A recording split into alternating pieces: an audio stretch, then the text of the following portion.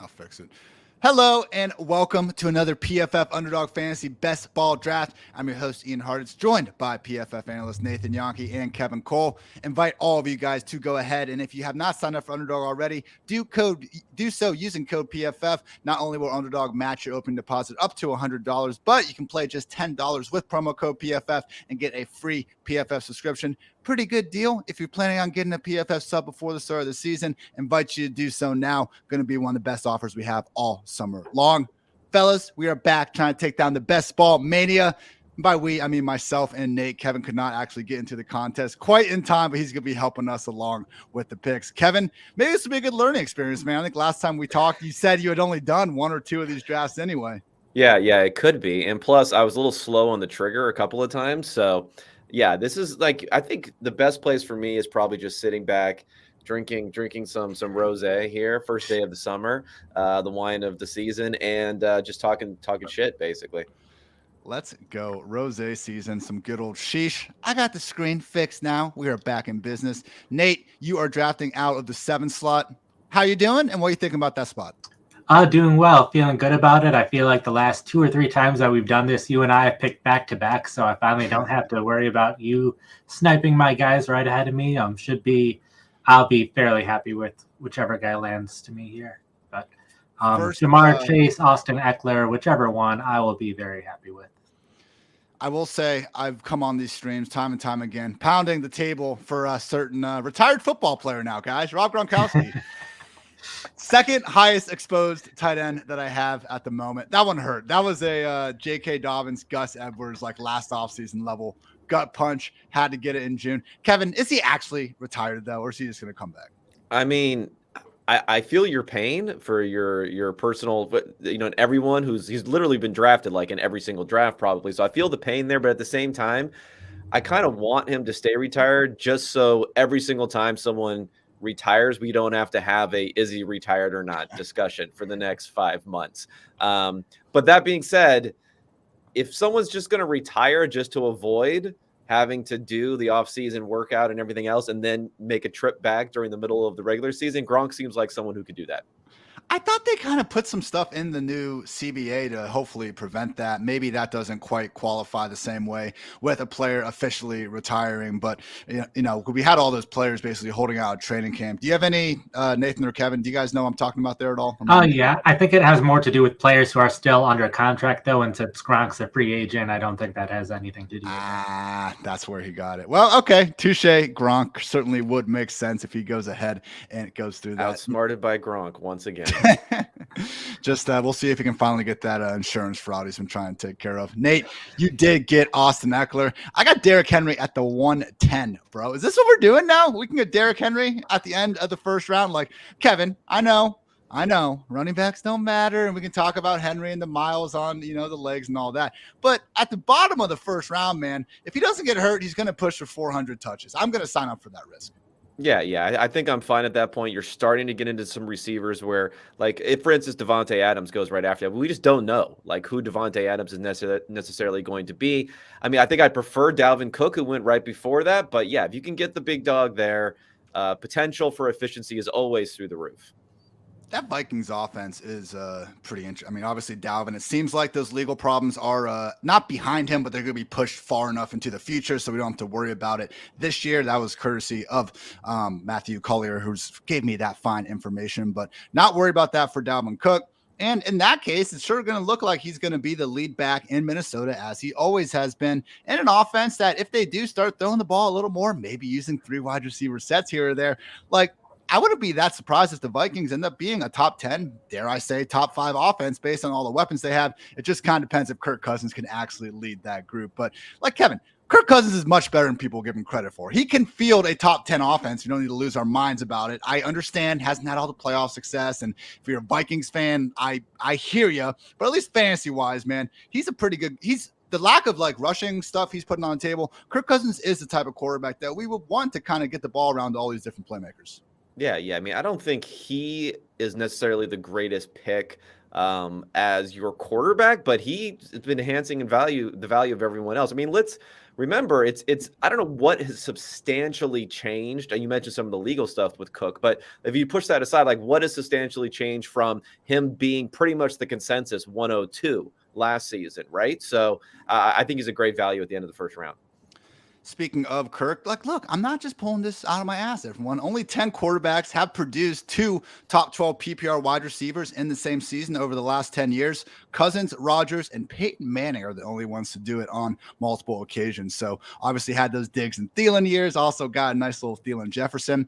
I do wonder if it's just too old for Thielen at this point. Like, are we going to be looking back, come December and just be like, why did we not throw more darts at KJ Osborne? Because as much as we want to talk about Justin Jefferson, the Cooper Kupp role, he's already Justin Jefferson. He doesn't need the Cooper Kupp role. He's had arguably the best 2 years to start a career in NFL history. Like Nathan, to me, having Kevin O'Connell in there, I'm more excited for Irv Smith and the Tyler Higbee role. Maybe KJ Osborne having a full-time role. What do you think about more of the complementary pieces in that passing game? Yeah, I think there's reason to be excited about all of them. I think with the Jefferson thing, that's the reason why you might put him as your number 1 wide receiver, is because he has the role rather than the number 2 or number 3.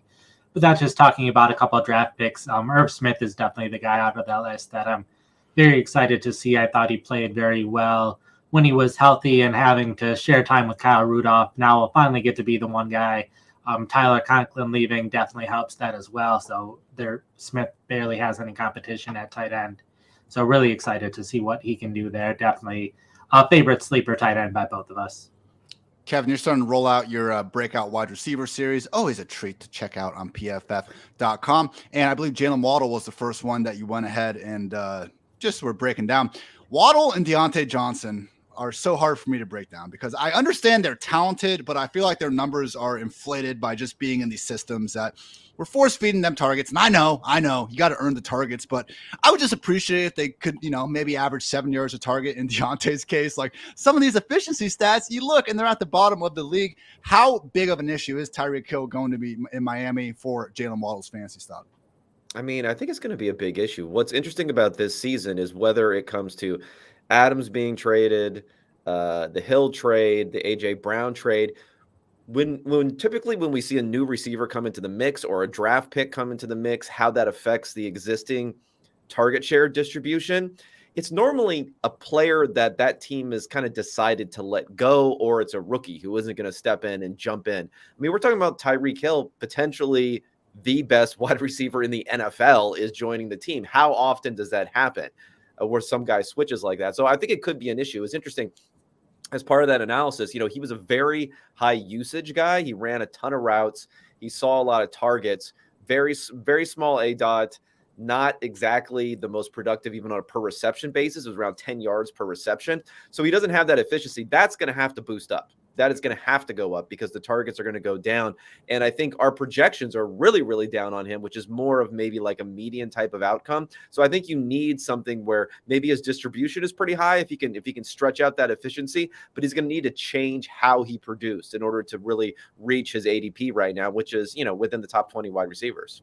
He was coming off the injury. Maybe it would make sense to get that just big playability back. And obviously Tua, we can talk about his deep ball not being as bad as many make it out to be, but with his low average target depth, like there weren't a bunch of opportunities out there for Waddle to go out there and make these big plays, but he didn't make them. And with Tua, man, like I've been going through my team previews. I try to just look at some of the big time throws from every quarterback, give them a nice little highlight reel. Cause I think even for guys like Carson Wentz, it's good to remind folks that this is an NFL quarterback that can make a lot of big throws. Guys, I could not get 60 seconds of Tua highlights on a video. I thought it would be a disservice. If I put it out there, I thought it would basically cause everyone to lose their minds and mocking that these could even be considered highlights for Tua.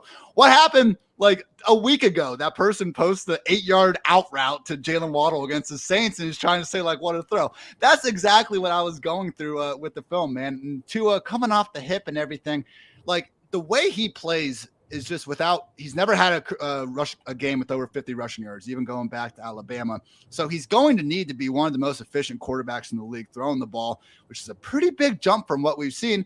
And like Kevin, looking at this offense, if it is going to be at least somewhat like what the Shanahan and McDaniel marriage were doing in San Francisco, they could be pretty run heavy and they're going to be slow paced. I just don't think there's enough volume for Waddle unless we're going to see that efficiency just absolutely skyrocket.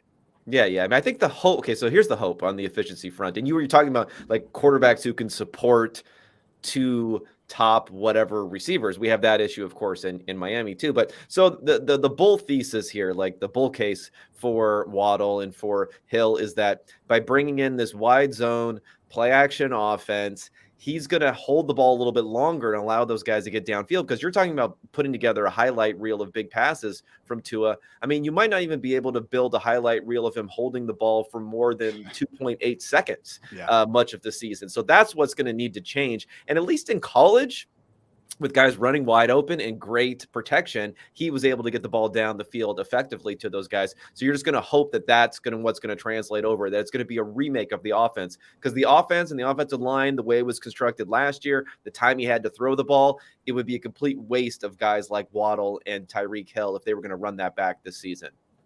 Also got Cedric Wilson from the Cowboys there, fetching $22 million in free agency. Even Mike Gesicki hanging out there. Someone's going to be the odd man out. I kind of lean towards Gesicki being that guy, but they are talking about him getting more of the inline routes. That's what they're going to need, because they can't just freaking stack, 3 players in the slot every single play out here. Nate, you're going to be on the clock here in 3 picks. Talk about who you've taken so far and what your strategy is looking like right here. Because to your point earlier, I can't snipe you now, so we can actually be honest with each other.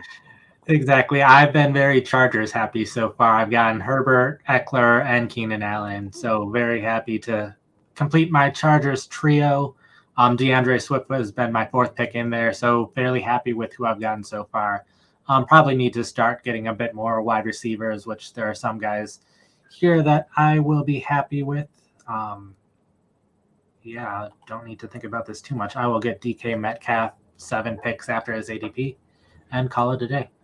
It is wild how far Metcalf has fallen. Like if it doesn't sound like he's going to get traded, I don't know. Both parties were saying he's going to be in Seattle long term, but like if somehow he did go to the Packers, like we're talking about potential top 5 receiver. Like Kevin, I know we don't want to draft wide receivers out of Seattle with Geno and Drew Lock there, but it does seem like they're in the market for potentially Baker or an upgrade. And like, this is Metcalf. This is potentially a top 5 talent in Dynasty land. He's been treated as that for at least portions of the past few years, that all of a sudden is like on the wide receiver 2 borderline. Is this a situation that is messy enough to stay away from? Or is it just like, my God, it's DK Metcalf. And when you start going through this wide receiver 2 kind of tier, a lot of these guys have problems.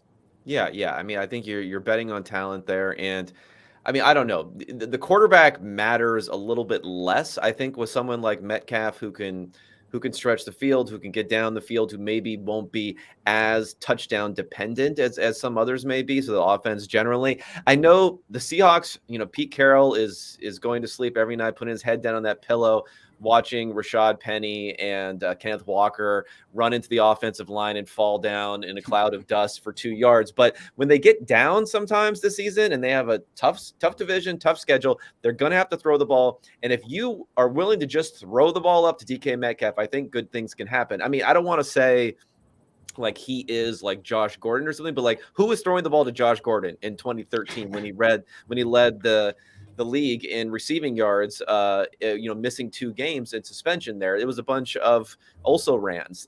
But as long as you can throw the ball down the field, it was guys who had the arm to throw the ball down the field. I think Drew Lock and Geno Smith fall into that category. Maybe that could be the saving grace for him, and maybe even a little bit better than what we've seen with Russ. It's within the realm of possibility that he could be even better with a guy who's willing to just chuck it up to him. He scored, I think it was 5 touchdowns in like the 10 quarters or so, or no, it was like 15 quarters or so he ended up playing with Geno. Wouldn't it be the weirdest thing? I feel like certain variables like that, we don't always do a great job as an industry, like treating that variable equally for every player. Like last year, the big kind of indictment on Najee Harris was like, oh, look at the offensive line. Look how bad the offense is going to be. And it's like, okay, I like James Robinson, but do we really think that like he just single-handedly overcame everything Jacksonville threw at him? Like a lot of that was just him getting top volume. So we need to follow that with Najee Harris. Something to keep in mind with Metcalf again versus a bunch of other wide receiver 2s like your Terry McLaurins of the world that also don't exactly have the cleanest situation under center. through 6 rounds, guys. I've got Kyler at quarterback, continuing to fall into round 5, round 6. Love scooping that up. Going with what are the kids calling it? Hero RB, superhero RB. Derrick Henry early on, CeeDee Lamb, Michael Pittman, Terry McLaurin, and Amon-Ra St. Brown at wide receiver. Any thoughts? Do you hate it? Love it, Kevin? Indifferent, maybe?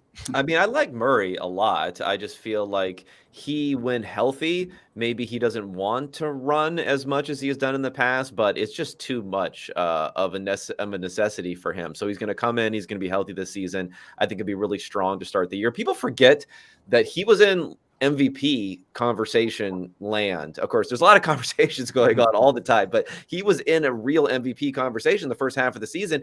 And now I feel like we're questioning whether or not he's even someone who's worth getting an extension, at least in some quarters. And it seems a little crazy to me. So I love him because he can just dominate on a weekly basis if need be with his legs for fantasy scoring. And, you can't argue with the wide receivers that you have there. All younger guys, all guys who could show a lot of upside there. Those are the kind of guys that I tend to lean towards, maybe to a fault, but it's just more fun. And we're trying to have fun here. We're not necessarily always trying to draft the undervalued aging veterans to put on your team and think, hey, maybe we can get a fringe wide receiver 2 season out of these guys, those types of guys. Football, like fantasy football, is fun. That's what we're trying to do here, exactly. guys. With Kyler, I couldn't agree more. And for his 2021 comeback from injury is I think being overstated a little bit. He was the QB6 in fantasy points per game before he got hurt, and he came back and he went from, I think, 22 to 20 per game, and he was the QB7 in fantasy points per game. Per game. I'm not being a dick and using the overall stats where he played more weeks than other guys. This is a per game study. I guess my question in Arizona is how Marquise Brown is being shoved up as a top 15, 16 wide receiver right now. I just think this offense is going to continue spreading things around. DeAndre Hopkins' 17-game pace last season was for about 109 targets. That is Hopkins, not Marquise Brown. Christian Kirk couldn't crack 100. We had AJ Green getting 90. I just feel like all these things keep happening in Arizona. We hope Cliff is going to use his second-round wide receivers. He doesn't. And now we're like, well, they traded this first-round pick for him. And, yeah, it would make sense. They did get a third back, though. And, I don't know. Nate, am I overthinking this? I'm not doubting the talent of Marquise Brown. I have him inside my top 24, but now we're starting to see him go 15th, 16th ahead of guys that I think have proven to be more talented, and they're arguably in offenses that are going to give them more targets. I completely agree with you. I think 15 or 16 is way too high for him. I think they just have way too many other players. They now have 2 or 3 tight ends that they can rely on compared to 1 last year, so that'll allow them to do more things on offense than they did last year. They definitely have the run game they're happy with. They have a number of wide receivers. I really like Rondale Moore this season as well. So I just don't think the targets will be there for Brown to be worth it for 15 or 16. Kevin, it's complicated right now with the Hopkins suspension and everything and trying to figure out how Marquise Brown's go in there. But there's a chance that once Hopkins is back, their weekly ranks are probably going to be opposite of what their ADPs are right now. Hopkins is going to be an upside wide receiver 2. Marquise Brown could be in that wide receiver 3 territory, man. We got Rondale, we got Zach Ertz. I had someone chew me out on Twitter for, saying that, how could you even imply that Marquise Brown could not get 100 targets? I think it's possible, and you're taking a big chance, early on in round 3 to go get that. Yeah. I mean, I think he's the classic more valuable in real football than in fantasy football. I mean, yeah. Did I just hit that? Hit something that? No, I just got Hopkins sniped after he fell 6 picks past. Okay. 82. Yeah. So it's one of those things where he was getting open a lot in Baltimore in that run-heavy offense. He was getting targeted a decent amount, but they just didn't really have anyone else to throw the ball to. And if Kyler Murray does throw the ball deep well, he doesn't throw the ball well short and over the middle of the field. He's a little vertically challenged in that regard, but he does throw the ball deep well, and I think that will really help stretch out the offense for the other players. It's just where the target's going to come from. The one guy, though, that I'll say is, I guess Rondale Moore, I'm putting him in a bucket of I'll believe it when I see it. Like at this point, I'm just not convinced that he's going to be a factor. I mean, it would be interesting if he was a factor, but you mentioned all those other guys that they have to throw the ball to. It just seems like you'd almost be forcing balls to Rondale Moore now, unless he can get down the field himself. And we didn't see it last season. And then we saw Marquise Brown come in. So I don't know. I'm not writing off Rondale Moore, but I'm not very excited about him this season. It does seem like Cliff has, and we can disagree about Cliff's decision making, but he seemingly has. I go back to when they drafted Rondale, and he said that we got AJ, we got Hopkins, then we got a bunch of other guys, and Rondale's in that mix. And it was like, hold on, like, why is AJ Green being elevated above Rondale Moore right now? But that's what happened. And throughout this entire offseason, we have seen Cliff saying Christian Kirk is gone, Rondale's going to step in and be that slot. In the ideal world, we have Hopkins on one side, Marquise Brown the other, and Rondale in the slot. But damn it, Kevin, there is a chance that it's going to be Marquise Brown in the slot once Hopkins comes back, then AJ Green, Antoine Wesley doing their thing on the other side. We will see how it plays out. I'm still just trying to emotionally recover from getting Hopkins sniped one spot ahead of me. I probably took my second quarterback a little too early with Dak, but I have CeeDee Lamb, and Schultz is already gone. Well, fuck me there. But looking at Kyler, can still get Ertz, can still get Rondale. I still have some decent vibes. Not great, though. Nathan, how are you feeling about your squad?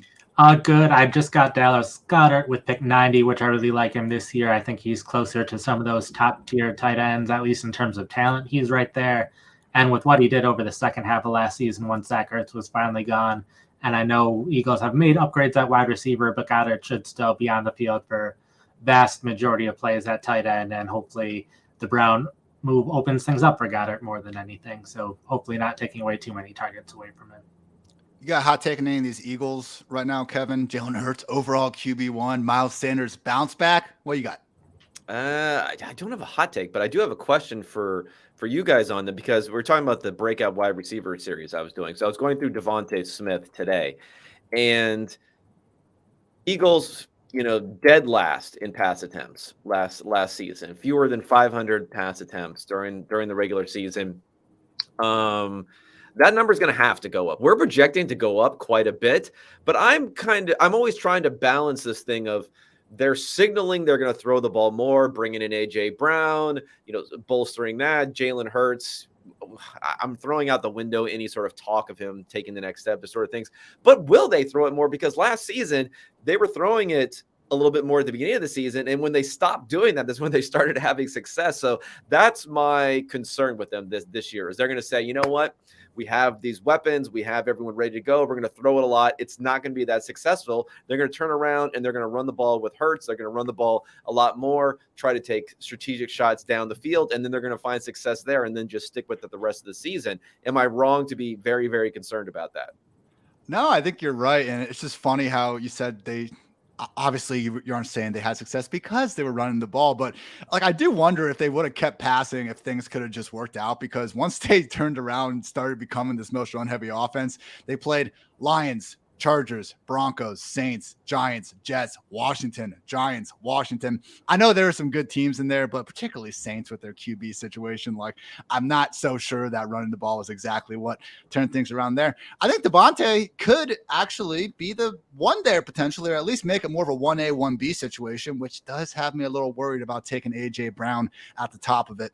Nathan, you just, talked about Dallas Goedert, but what are your kind of overall thoughts on the overall passing volume here? Because to Kevin's point, before that Lions game, this was a top 5 or top 6 offense and pass play rate.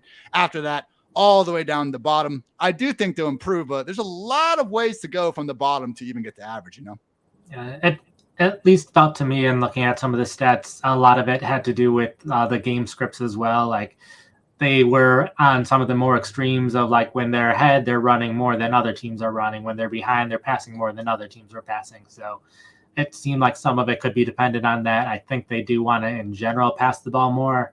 But, like, going back to what we were saying with Miles Sanders before, and sometimes veterans take a while to sign with their teams, I wouldn't be all that surprised if Jordan Howard signs August 29th or something and is like, okay, I'm here, I'm ready to go and ready to get 7 carries a game and mess things up there. But when I was doing my Eagles team preview, I was expecting their running backs to really just not have the volume inside the 5-yard line because of how often Jalen Hurts does that. But that wasn't really the problem. They were still top 5 in running back carries at the goal line. The problem was Boston Scott and Jordan Howard coming in there and just really making the most out of their opportunities. Miles Sanders still was the leader in those sorts of touches and snap situations, but obviously if Howard is going to come back, not so good. Kevin, are you okay with Sanders where he's going? I do feel like this year compared to last year, like those dead zone backs are being pushed back a few rounds, where I know it's not ideal, but Miles Sanders in the 7th is a little bit different than the 4th or 5th, obviously.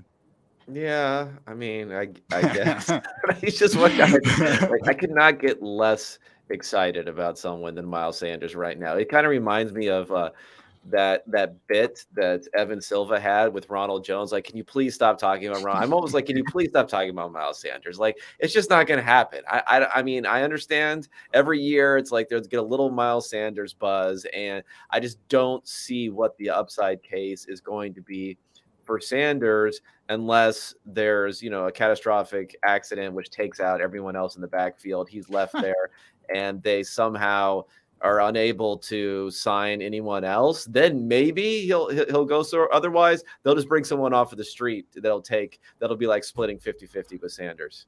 I've never seen a running back get less respect for averaging 5.5 yards per carry. Like, my God, we use that stat and like make Rashad Penny and Jonathan Taylor, these guys out. Carry, come on, man, you can't do that. You're gonna get excommunicated if you. Okay. But yes, it's unfortunate he didn't score a touchdown last year. I still don't know how it happened.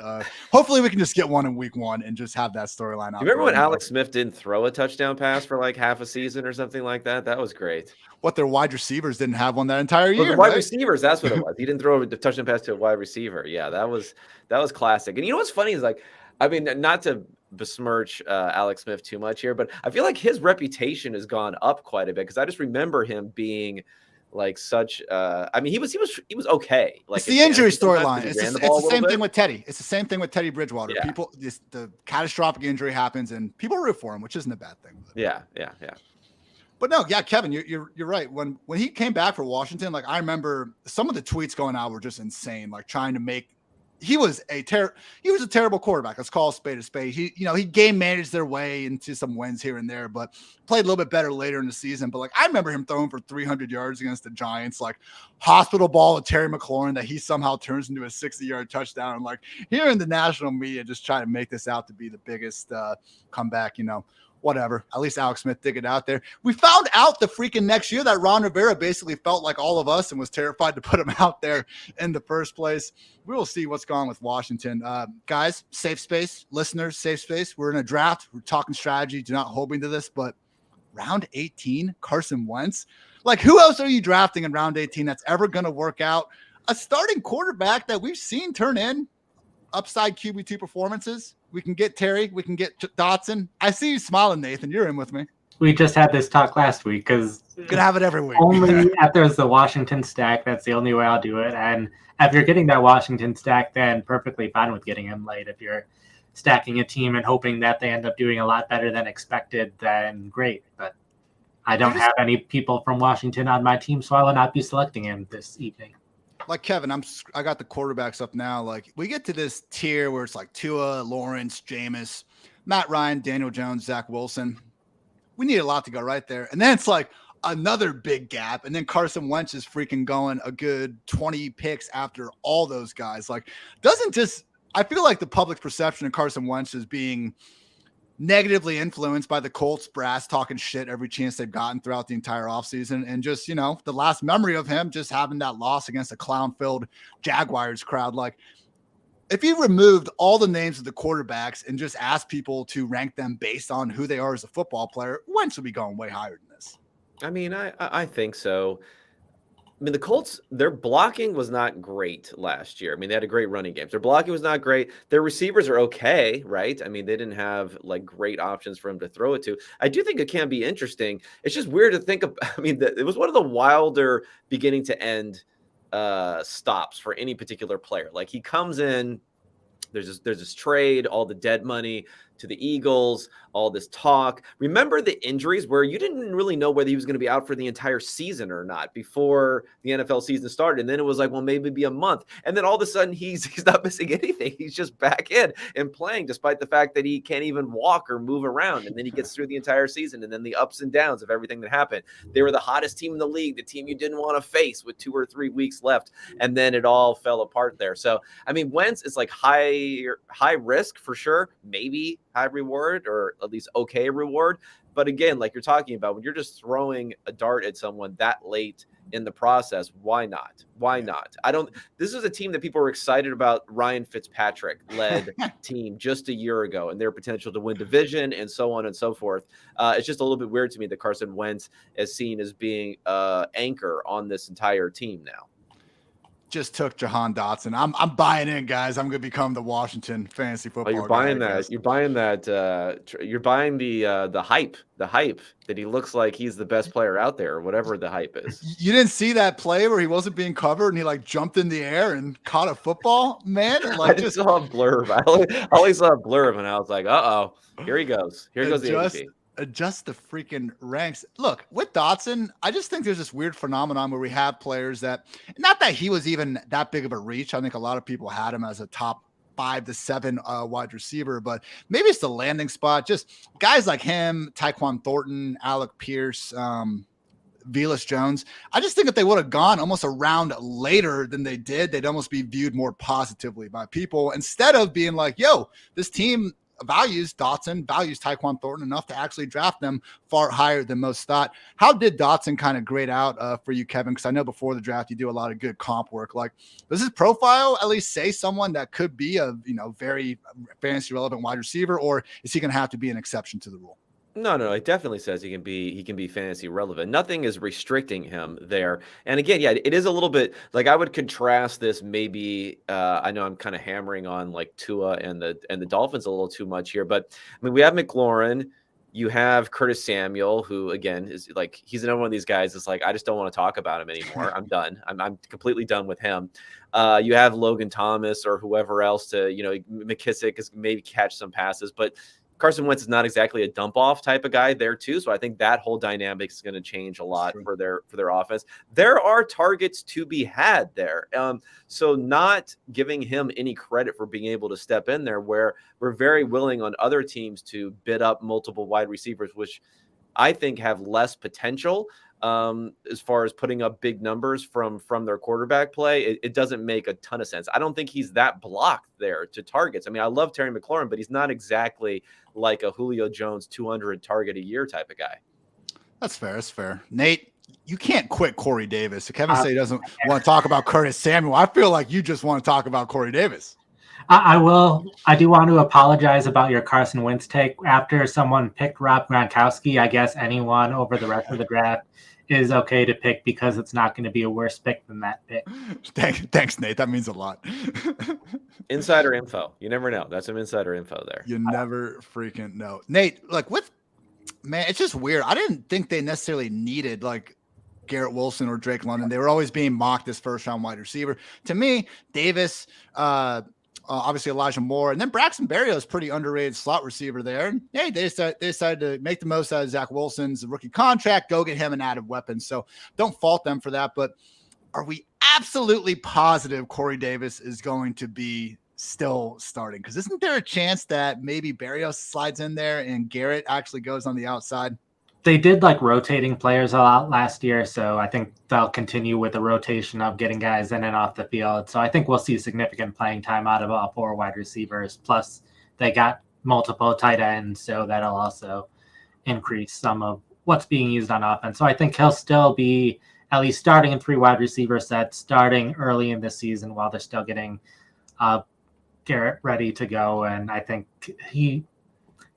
Corey Davis has the talent that I think he can be a big-time receiver. He could also do not very much this year. But at this point of the draft, I'm okay with getting someone who I think is more talented than a number of the veterans getting picked around this time, and a wide range of outcomes. Best shape of his life, Denzel Mims. Of course, we got Jeff Smith, things named I DJ forgot about Montgomery. best shape Denzel Mims. Denzel Mims is like in his third season, he's decided to actually try this year.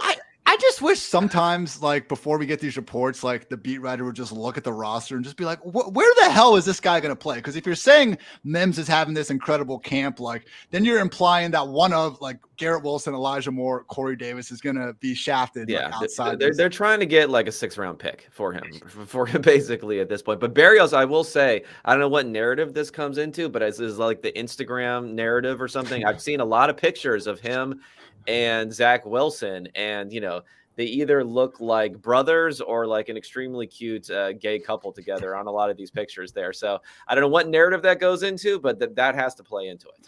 I have seen resident PFF fantasy social king Jared Evans all over the budding bromance between Zach Wilson and Braxton Berrios. I just saw them and I was like, man, like, talk about a pair of NFL players that you just like saw them at a bar, you probably like wouldn't even look twice. But hey, Zach Wilson, cannon. I want Zach Wilson to be good so bad. I'm terrified that he's becoming like my next fateful Drew Lock, like, man crush of a quarterback, because, man, you just watch the highlights and they're great, but then, like, obviously the lowlights probably 5 times as long, in an effort to maybe not talk quite as much about every single terrible team in the league.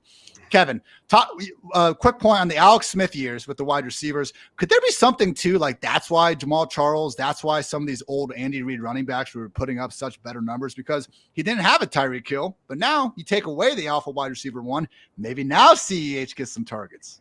Well, I don't know. I think it's more about the quarterback than it is about the wide receiver one. I mean, okay. This is like, of course, it's in front of mind whenever you're correct about something. So I remember when CEH rookie season, people just completely lost their minds there.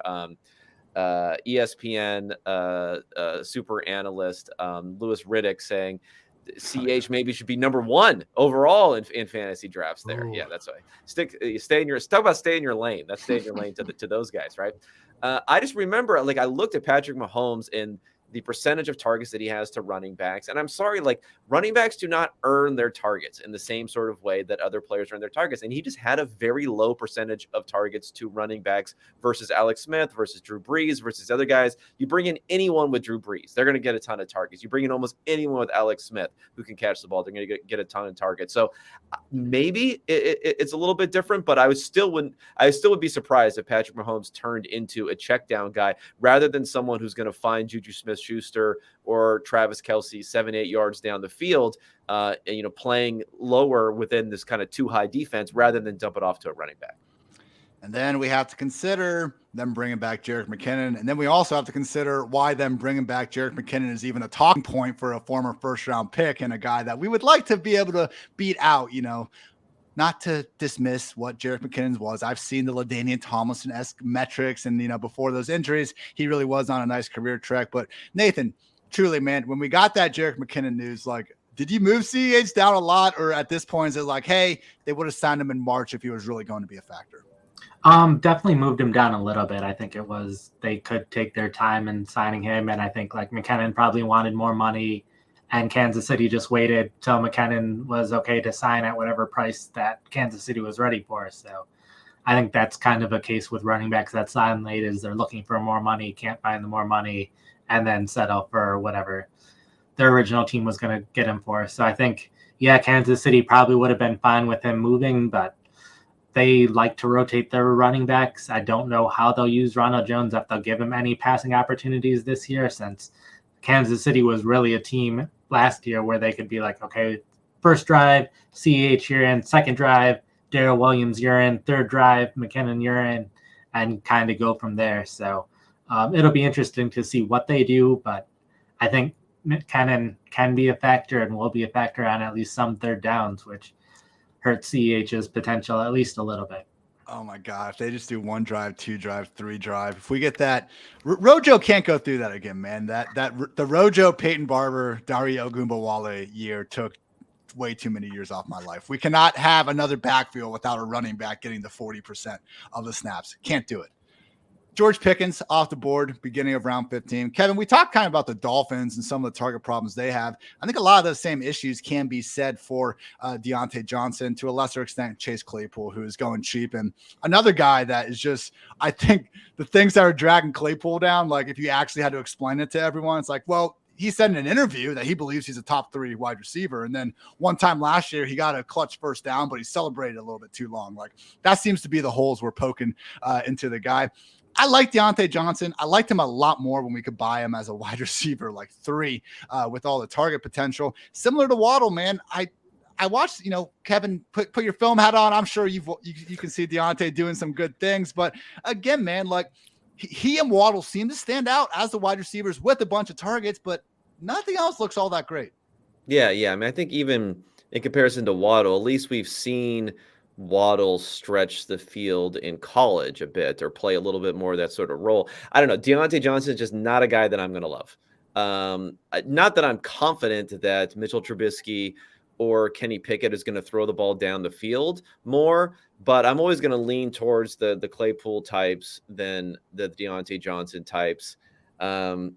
Top 3 wide receiver, I'm not quite sure about that. He doesn't have to quite get there though to pay off at his ADP. We need more touchdowns from a player like that, and hopefully we'll see it this season. Do you think some of the idea, like, did you watch Big Ben last year? Like they're going to be an upgrade with Trubisky or Pickett under center. Okay, I think we're going to have less, balls fluttering away, like nowhere near the receiver potentially. But isn't there something to be said for these late career quarterbacks that always get them in the right play, that know exactly what's going on? Like Pittsburgh was 23rd in scoring last year. I don't think it's a guarantee that improves. Yeah, I don't think it's a guarantee that improves either, but I think it's almost a guarantee that Claypool improves this season because Ben Roethlisberger, he does not want to take a hit. He does not want to move around and extend plays. He doesn't want to do any of that stuff anymore. He was just getting the ball out of his hand as quickly as humanly possible last season.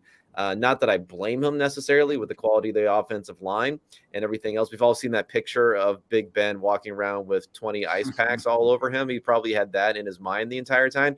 So just some willingness to hold the ball, to extend, maybe some more play action. He didn't want to do play action because he doesn't want to hold the ball and get hit. You get hit more often on play action because of the time that goes on there. So if they can get some more play action, maybe move Trubisky or someone else around a bit more. Pickett can move pretty well too. Get a little bit more time for players like Claypool down the field. I think it's just going to be an enhancement to his production this year. I was trying to look into that a little bit when I was looking at Najee and the Steelers offense as a whole and found this interesting. Najee, so he had the 6th lowest mark last year among 54 qualified quarterbacks in terms of the percentage of his targets to come from screens. So overwhelming majority of his targets were on checkdowns. I went back and looked at what Tariq Cohen was doing with Mitch Trubisky in those Bears years. Opposite. Only Kamara had more screens than Tariq Cohen during that time. Nathan, I feel like Najee has some concerns, but then you pull up the depth chart and you're just like, okay, who cares? Is Benny Snell going to be taking those touches away? I don't think so. I thought Kalen Ballage, which the fact we're bringing him up just proves his point even more, but I thought he was like maybe the best handcuff of that group just because we did see those Chargers games and the terribly inefficient Dolphins games of him having that theoretical 3-down ability, but he's not even on the team right now. Like, Nate, do you have some concerns with Najee, like enough to maybe move some wide receivers ahead of him? Because the volume should still be there either way. Yeah, I think he could lose a touch per game or 2 touches per game or something like that. So maybe get a little more rest than he was getting, but not by much. So maybe a little bit to move him down a pick or 2, but that's about it. We are now into round 17. 2 more rounds to go. I'm looking at Kyler and Dak as my quarterbacks. Derrick Henry, Tony Pollard, Chase Edmonds, Tyler Algier, and Jamal Williams at running back. CD, Pittman, McLaurin, Amon-Ra, Dotson, Jacoby at wide receiver. Ertz, Njoku, and Evan Ingram at tight end. I don't love it.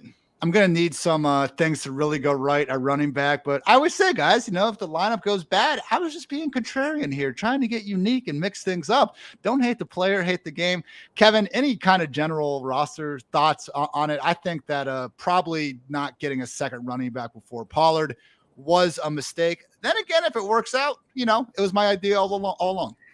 Yeah, I mean, I like all of those guys that you have as far as the potential for some contingent value or maybe even taking over the backfield if it's someone like Algier in the Falcons. Sorry, I don't know that guy. That goes against your guy. You're are you cheating on it's okay. We got room for 2. Mike Davis had 200 touches last year. That's okay.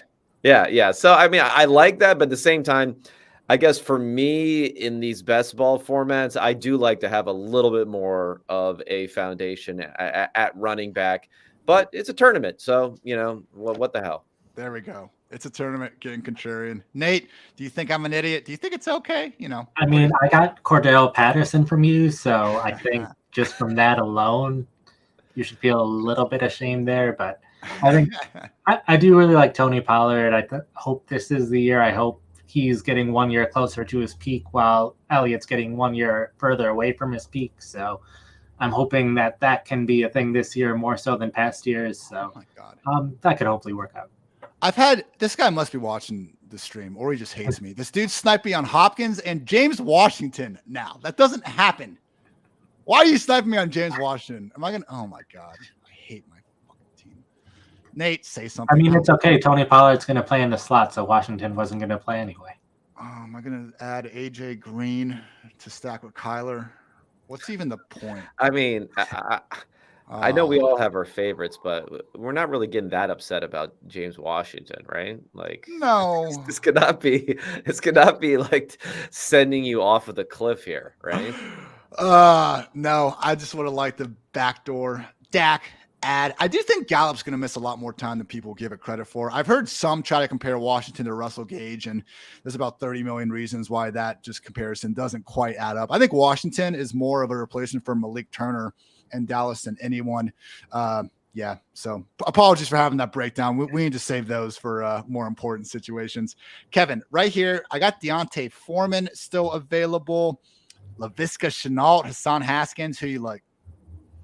I mean, I guess Foreman of those, although Chenault, I don't know. He's gotten faster. That's what I just read today. So maybe there's something there. I mean, I do think if you want to like fade Christian Kirk, which I'm not exactly against, and you want to buy Trevor Lawrence, maybe Chenault's an interesting guy there. I went ahead, timed out, got Deontay Foreman. Round 18 potentially for CMC's handcuff. The way they're talking about it, it does seem like that Foreman, they view him differently than both Chuba and McCaffrey. I don't think that Foreman would step into like the McCaffrey role, even that Mike Davis near every down role. But I do think he could be looking at pretty much the same thing he had in Tennessee, 15 to 20 rush attempts per game and a bad offense. And in round 18, beggars cannot be choosers. Similar possible sentiment to Foreman's replacement, Hassan Haskins over there in Tennessee. Again, not expecting much as a pass catcher, but when we're this late in the drafts, those really are the two, I think, cheapest potential handcuffs right now. Samaje Perine down there a little bit too. That's another one I was going through today. I really liked what Chris Evans was bringing to the table last year as a pure receiver. But man, this seems to me like classic. We do this every year in the fantasy community. We talk ourselves into stuff we want to happen versus what will happen. Like, is there any chance Chris Evans overtakes Samaje Perine when Perine, they feel good enough about him to put him out on the field for their Super Bowl drive at the end of the game? Week 18, also Samaje Perine was giving starters rest treatment. They threw Chris Evans out there. Like, Kevin, overall thoughts on Chris Evans versus Perine? Because I do like Evans as a receiver, but it just seems like they prefer Perine. I like Evans a lot. I mean, we still have to figure that he was a guy who did not have a ton of production in college. He was a 6th round pick. So I don't think he's going to like inspire necessarily the confident level as a rookie to put him in there and say, we're going to turn things over to him. But whenever you have a running back who, weighs 210 plus pounds and can show the ability to catch the ball, sign me up. I'm in. I'm in already. He's athletic. He's more than 210 pounds. He can catch the ball. There is a path to him getting a really big role if something contingent happens. And, Perine's been around enough now where I don't think it's like he's locked into anything at this point. That's fair. It is. Again, I was talking about Foreman, Hassan Haskins as these late round potential handcuffs. And yeah, we're not going to be thrilled about having the non-McCaffrey or non-Derrick Henry lead back of the Titans and Panthers. But the Bengals and these backups, for some reason, are really just going undrafted every time. I think if Mixon was out, Perine would probably be someone that before we knew anything, I think it'd be tough to project Perine for fewer than, 15 to 20 combined carries and targets, probably a borderline RB2 at least. Nate, you're starting to get back into the content game. Rankings out next week? After July 4th is when Okay. I already have rankings up on the website, but articles discussing the ranking, giving some more of my reasoning, that'll be out after July 4th. I can just imagine Nathan like going through the calendar and he's like, let's just move it down one more week, give myself that holiday. After July 4th. Kevin, you got the breakout wide receivers. How many of those are going to be out per week for the fine folks to check out at pff.com? They'll be trickling out over the next few weeks, and then I turn it over and then end up looking at some running backs. The running backs, the breakout receivers was more concentrated on the second-year guys, and then the running backs, traditionally, there's been more value for those guys when you look at third or fourth-year running backs that everyone is basically just given up on at that point. So that's going to end up happening down the line. And I'll just say that if you want to have a friendly wager, if Joe Mixon goes down, I'll take the under on 15, 20 touches for Samaje Perine when that ends up happening. I would be surprised if they sign a free agent if that happens. Chris Evans versus Samaje Perine. I'm going to take Evans on that one. His scoring going forward. Okay, I would take Perine. We can do I don't know what the hell we're going to wager. Now we're like hoping for Joe Mixon's demise as part of our voodoo doll thing here to make this happen. But sorry about that.